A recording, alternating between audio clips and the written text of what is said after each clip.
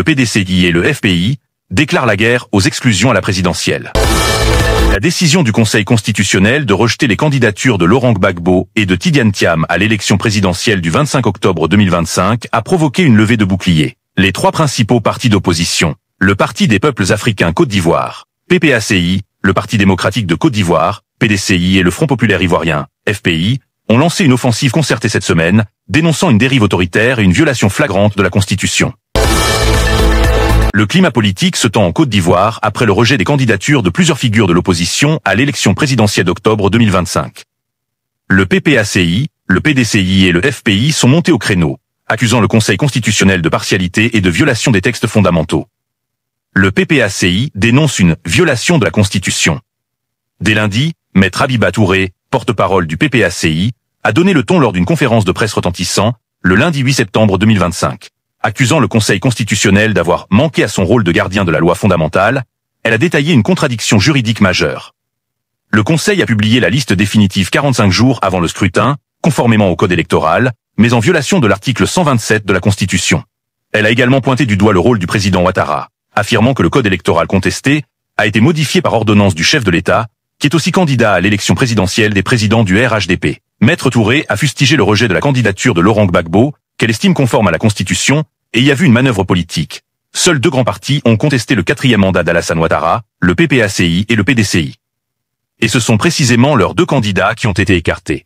Le peuple voit, le peuple comprend. Dans les faits, c'est le Conseil constitutionnel lui-même qui a publié la liste provisoire, en violation donc de la Constitution, et puis la liste définitive, 45 jours avant le scrutin. Conformément à ça, quand il fait ça, il se conforme au code électoral, l'article 56 du code électoral, mais il viole la Constitution, en son article 127.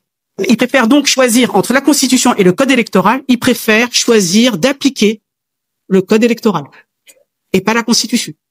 Ça, c'est clair. C'est factuel. Vous pouvez vérifier. Article 127 de la Constitution. Ce code électoral, en plus, et je le rappelle et j'insiste, qui a été modifié par ordonnance du chef de l'État Alassane Ouattara, qui est aussi candidat à l'élection présidentielle et président du RHDP. En acceptant d'appliquer un texte ordinaire, finalement, modifié par le chef de l'État, président du RHDP, candidat à l'élection présidentielle, au lieu de respecter et d'appliquer la Constitution, le Conseil constitutionnel a manqué à son rôle de gardien de la loi fondamentale. En somme, nous sommes aujourd'hui à un tournant. Le président Laurent Gbagbo a déposé sa candidature. Il a respecté la Constitution. Et il a rempli toutes les conditions fixées par la Constitution. Mais sa candidature a été rejetée au mépris de la Constitution, au mépris de l'égalité, au mépris des engagements internationaux pris par la Côte d'Ivoire. Dans cette élection, et ça j'attire votre attention sur ce point, seules deux forces, seuls deux grands partis ont contesté devant le Conseil constitutionnel le 4e mandat voulu par M. Alassane Ouattara. Seuls deux grands partis l'ont fait. Le PPACI et le PDCI. Et ce sont précisément leurs deux candidats qui ont été écartés. Le peuple voit, le peuple comprend, le peuple saura tirer les leçons. Le PDCI-RDA dénonce une décision injuste et arbitraire. La réaction du PDCI-RDA a été tout aussi ferme, dans une déclaration officielle datée du 9 septembre et signée par le Dr Ramou Sylvestre. Le parti a qualifié le rejet de la candidature de son leader, Tidiane Thiam, d'injuste et arbitraire, la motivant par une radiation judiciaire de la liste électorale. Dans le cadre de l'élection présidentielle de 2025, le candidat du PDCI-RDA, le président Tidiane Thiam, a régulièrement servi aux institutions électorales toutes les pièces requises par le droit positif ivoirien. Malheureusement, lundi 8 septembre 2025, sa candidature a été rejetée par le Conseil constitutionnel dans sa décision numéro CI 202-509 CCSG portant publication des candidats à l'élection présidentielle d'octobre 2025 au motif de sa radiation judiciaire de la liste électorale. Le PDCI-RDA réaffirme avec force et conviction son soutien indéfectible et sans réserve à son président. Le PDCI-RDA exprime sa solidarité à l'endroit de tous les candidats frappés d'irrecevabilité et ou d'inéligibilité, notamment le président Laurent Gbagbo du PPACI, qui, curieusement, n'aurait pas réuni le nombre de parrains requis. Tout en déplorant cette décision du juge constitutionnel, le PDCI-RDA rappelle à la communauté nationale et internationale ses appels incessants au dialogue et à l'inclusion afin d'éviter à notre beau pays une énième crise de trop. Le PDCI-RDA demande à ses militants, aux Ivoiriens et aux habitants de la Côte d'Ivoire épris de paix de rester résolument déterminés pour une Côte d'Ivoire de démocratie et de justice.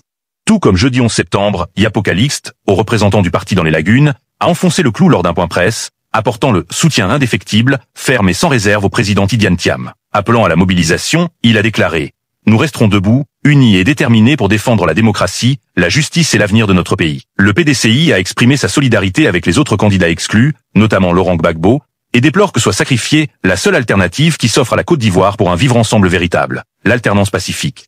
Le PDCI-RDA, parti fondateur de la Côte d'Ivoire moderne, rejette fermement cette décision injuste et arbitraire et refuse de se soumettre à cette dérive autoritaire. Le PDCI-RDA apporte son soutien indéfectible, ferme et sans réserve au président Cheikh Tidjane Thiam, son seul et unique choix à l'élection présidentielle d'octobre 2025. Nous resterons debout, unis et déterminés aux côtés de notre président Tidjane Thiam pour défendre la démocratie, la justice et l'avenir de notre pays. Nous appelons nos militants à la mobilisation.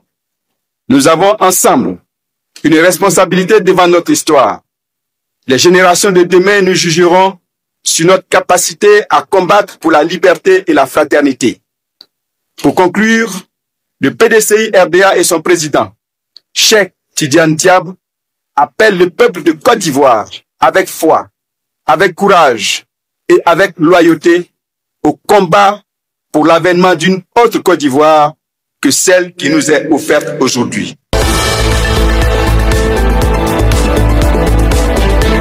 Le FPI questionne le fondement juridique. Joignant sa voix à la contestation, Afi N'Guessan, président du Front populaire ivoirien, a tenu une conférence de presse jeudi pour disséquer le fondement juridique de la décision. Il a concentré son analyse sur l'application des articles 55 et 104 du Code électoral, qui stipulent qu'un candidat ne doit pas être frappé d'une interdiction de vote. La question qu'il faut se poser, c'est de savoir si le président Gbagbo a été frappé d'une interdiction du droit de vote.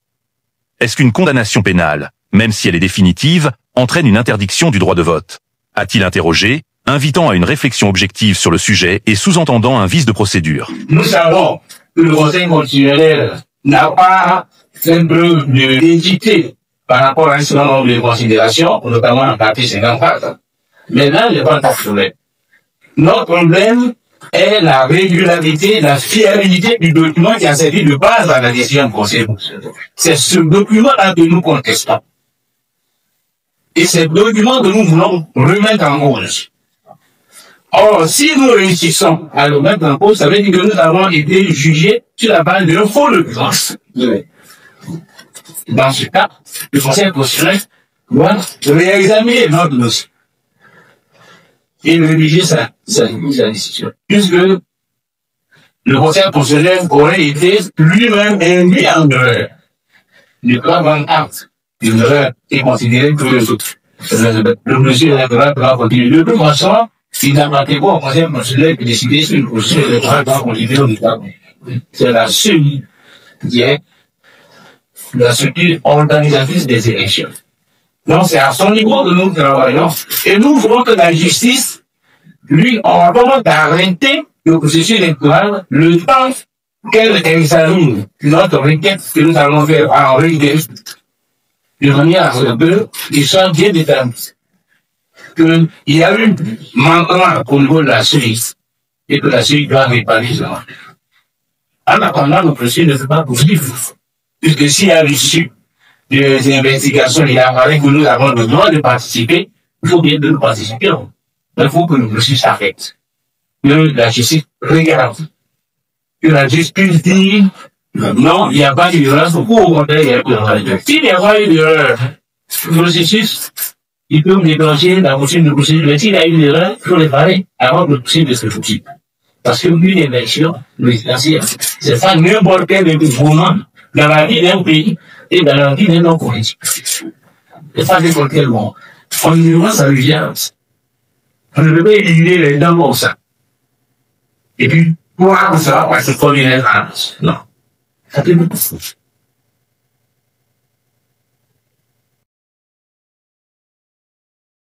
Mélanger la motion de procédure. Mais s'il y a une erreur, il faut réparer avant que le procès de ce type. Parce qu'une élection présidentielle, c'est pas n'importe quel mouvement dans la vie d'un pays et dans la vie d'un homme politique. C'est pas n'importe quel moment. En ignorant sa vigilance, on ne peut pas éliminer les dents comme ça. Et puis, pour ça, on va se prendre une errance. Non. Ça fait beaucoup. Une opposition unie face à un tournant démocratique. Pour la première fois depuis longtemps, les trois grands partis d'opposition semblent parler d'une seule voix pour dénoncer ce qu'ils perçoivent comme un verrouillage du processus démocratique. Leurs arguments, à la fois juridiques et politiques, jettent une ombre sur la légitimité de la prochaine élection présidentielle.